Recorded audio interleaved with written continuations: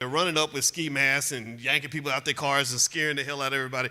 And that's not appropriate at all. So I would never agree with any of that. And I think that's the question that I would always ask people is, so what is the question here? Is the question, are you upset about how they're doing it, or are you upset about what they're doing? Which tells to me, if you say it's just how they're doing it, that says, okay, if they were doing the same thing and they did it in a more respectful way, then it would be okay. Then I can say, okay, that makes sense. But if you say, no, everybody who's here illegally should be allowed to stay, no matter what, well, then I'm going to have to challenge you a little bit, and here's why. Two reasons. One, there's almost no country on earth you can go to where you can just be there illegally and just be cool. No country. You go to Denmark, go to China, go to any other country. If you're there illegally, they're going to come get you, period.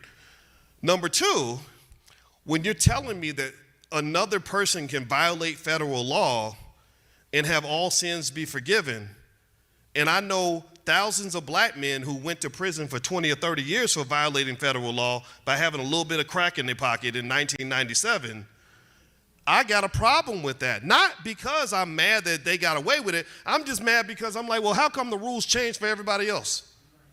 You know, I don't think that's appropriate. So I just wonder, at what point do we get our turn to get something that we want? Because it seems to me we're always trying to get something for somebody else. But my response to that would be that, for one, do you know how many illegal white people from European countries there are in America right now? But they're not rounding them up. And that's where the problem lies. So it's not even, when you treat one group as the enemy and you target that group to say, you know, what Trump did and the way that he won, and it worked like a charm. It's not a new technique, but it worked. He said, the reason why you're in the situation you are in right now is because of those people over there. And it worked. That's all he had. If you watch the debates, I mean, whatever you feel about Hillary Clinton or Kamala Harris, right?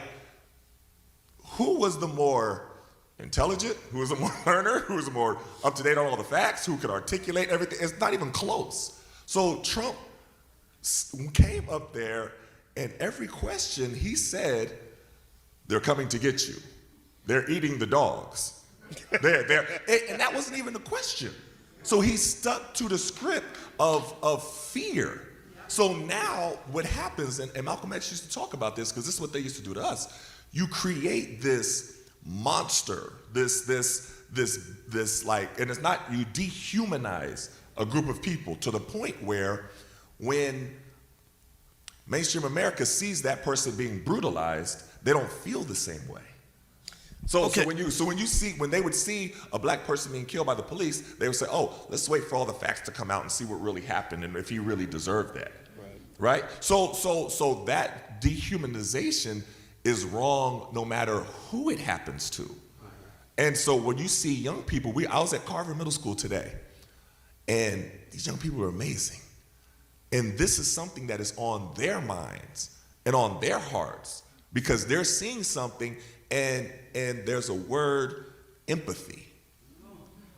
So even if it's not happening directly to you, you could say that it's wrong that it's happening to anybody else.